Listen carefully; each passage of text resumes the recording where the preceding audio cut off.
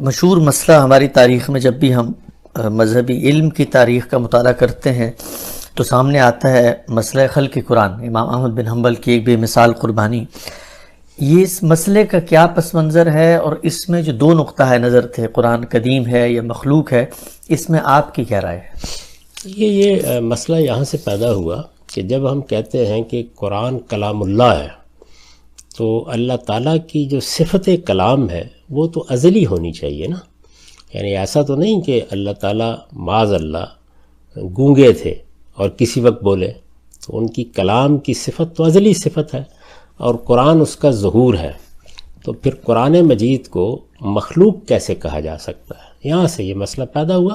وہ اس کا ایک تاریخی پس منظر بھی ہے کہ کیسے سیدنا مسیح علیہ السلام کے بارے میں بحثیں ہو رہی تھیں، اور مناظروں کے دوران میں قرآن مجید میں چونکہ یہ کہا گیا ہے کہ وہ کلمۃ اللہ تھے، تو اب کلمۃ اللہ تھے تو پھر ظاہر ہے کہ مسیحی علم کلام کی روح سے تو ان کو بھی ازلی ہونا چاہیے۔ اس کا جو جواب دیا گیا وہ یہ تھا کہ نہیں، کلمہ بھی مخلوق ہوتا ہے۔ اچھا، اس لیے کہ ہم تو مسیح علیہ السلام کو اللہ کی مخلوق مانتے ہیں نا، اور قرآن مجید میں ان کے بارے میں یہ کہا گیا ہے کہ وہ اللہ کا کلمہ ہے وروح من، تو اگر وہ کلمہ ہونے کی وجہ سے ازلی اور ابدی نہیں ہے، ہمیشہ سے خدا کے ساتھ نہیں ہے، یا خدا کا کوئی ازلی پہلو نہیں ہے جس کا ظہور ہوا ہے، تو پھر قرآن مجید کے بارے میں یہی ماننا چاہیے کہ کلام اللہ ہونے کے باوجود، جیسے کلمت اللہ ہونے کے باوجود حضرت مسیح اللہ کے بندے اور اس کی مخلوق ہیں، اسی طرح قرآن بھی کلام اللہ ہونے کے باوجود اللہ کی مخلوق ہی ہے۔ ٹھیک، منطقی اور عقلی لحاظ سے یہ بات گویا مناظرے سے تو جان چھڑانے کا باعث بن گئی، لیکن عالم اسلام میں ایک بڑا فتنہ اس سے پیدا ہوا۔ فتنہ نہ پیدا ہوتا، دیکھیے بہت سی آراء ہیں، میں نے ایک رائے قائم کی، کسی اور صاحب علم نے قائم کی، علم کی دنیا میں آراء زیر بحث رہتی ہیں۔ اگر کسی مناظرے میں، کسی گفتگو میں بھی چلیے کچھ لوگوں نے معتزلہ کے بارے میں بیان کیا جاتا ہے نا کہ انہوں نے یہ رائے اپنائی، یہ بات بیان کر دی تھی، مناظرہ ختم ہو گیا، لوگ غور کر لیتے غلطی کیا ہے، صحت کیا ہے، اس پر علم کی دنیا میں بحث جاری رہتی۔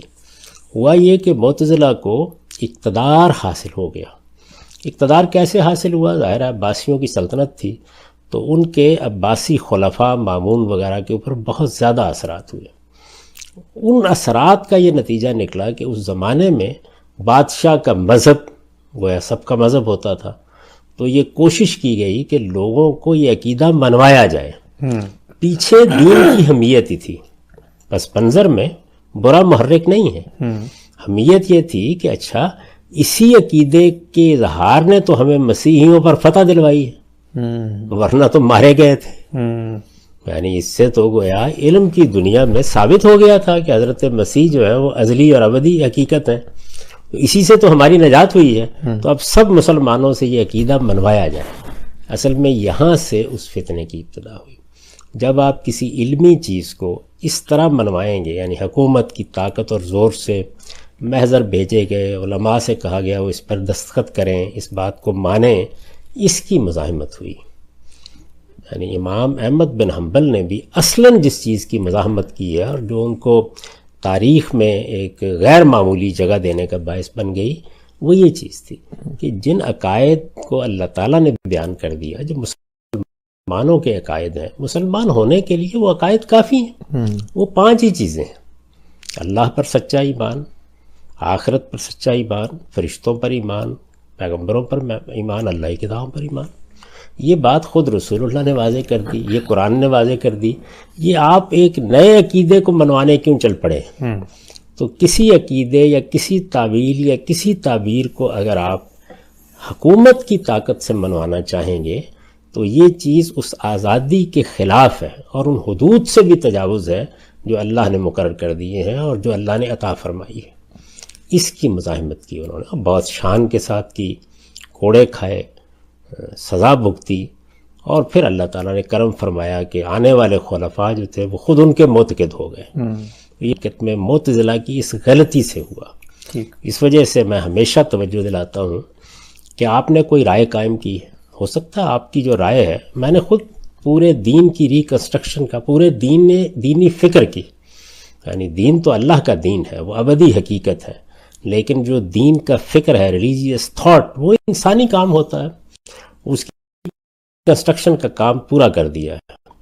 اب ظاہر ہے کہ اس سے حکمران بھی متاثر ہو سکتے ہیں، اس سے کوئی قوم بھی متاثر ہو سکتی ہے، یہ سارے امکانات موجود ہوتے ہیں، اور یہ بھی ہو سکتا ہے کہ کوئی سننے کے لیے بھی تیار نہ ہو، جیسے کہ اس وقت صورتحال ہے، کوئی ماننے کے لیے بھی تیار نہ ہو۔ تو اگر کوئی سیاسی اثر و رسوخ حاصل ہو جائے تو اپنی بات کو قانون کے زور پر منوانے کی کوشش نہیں کرنی چاہیے، بلکہ اگر کوئی حکمران ایسا کرنا چاہے تو اسے روک دینا چاہیے، بالکل اسی طرح جیسے امام مالک نے روک دیا تھا جب معطا کو قانون بنانے کی کوشش کی گئی یا خواہش ظاہر کی گئی، تو انہوں نے فرمایا کہ ایسا نہ کریں، لوگوں کو آزاد رہنا چاہیے۔ یعنی ریاست کے ادارے کسی چیز کو اپناتے ہیں قاعدے کے مطابق، لوگوں کے اعتماد پر، تو ٹھیک ہے، اگر ایسا نہیں ہے تو یہ کسی کو حق نہیں۔ تو عباسیوں نے بہت بڑی غلطی کی، اور معتزلہ بھی حقیقت میں لوگوں کا نشانہ بن گئے اس کے نتیجے میں۔ یعنی جس وقت آپ قانون کی طاقت سے اپنی بات کوئی اثر و رسوخ پیدا کر لیا ہے تو منوانے کی صحیح کریں گے تو اس کا رد عمل ہوگا۔ یہ کسی بھی مفکر، کسی فرقے، کسی گروہ، کسی سوچنے سمجھنے والے عالم اور محقق کو یہ کام نہیں کرنا چاہیے۔ ہمیشہ اپنی بات استدلال کے ساتھ پیش کریں، اور یہ استدلال ہے کہ جو اصل میں دلوں میں اترے گا۔ ہو سکتا ہے اس میں 2 نسلیں لگ جائیں، ہو سکتا ہے کوئی بھی ماننے کے لیے تیار نہ ہو، یہ ذمہ داری ہم پر کہاں ڈالی گئی ہے؟ یعنی میری ذمہ داری یہ ہے کہ میں، اگر مجھے اللہ تعالیٰ نے دین کا علم دیا ہے تو صحیح بات کی تحقیق کروں، اور پھر کسی ملامت کرنے والے کی ملامت کی پرواہ کیے بغیر اس کو پیش کر دوں۔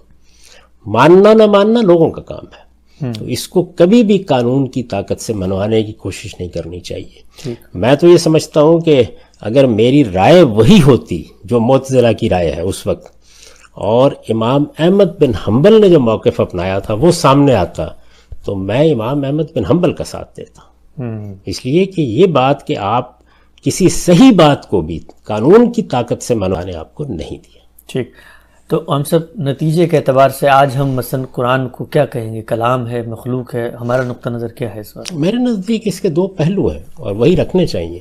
یعنی اگر آپ کلام کے پہلو سے دیکھیں تو کلام اللہ کی صفات میں سے ہے، اور اللہ کی صفات جو ہیں وہ ازلی ہیں، ابدی ہیں۔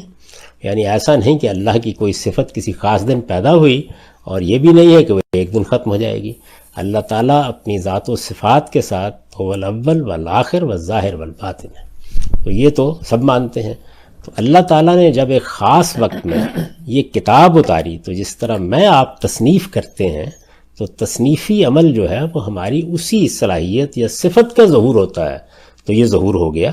اللہ تعالیٰ ہمیشہ سے خالق، یعنی خالق ہونا وہ ان کی ایسی صفت ہے کہ جو کسی خاص وقت میں ظاہر نہیں ہوئی، لیکن مخلوقات تو ایک خاص وقت میں وجود میں آئی ہیں۔ اسی طرح قرآن مجید بھی ایک خاص وقت میں وجود میں آیا ہے۔ تو یہ 2 پہلو ہیں، یعنی اللہ کا کلام ازلی اور ابدی حقیقت ہے، قرآن مجید کی صورت میں اس کا ظہور ظاہر ہے کہ خلق کا عمل ہے ایک۔ تو یہ دونوں باتیں اپنی جگہ ٹھیک ہیں۔ معتزلہ کے موقف میں ایک جان تھی، لیکن جب اس کو اس طرح منوانے کی کوشش کی گئی تو فتنہ بن گیا۔ ایسا کبھی نہیں کرنا چاہیے۔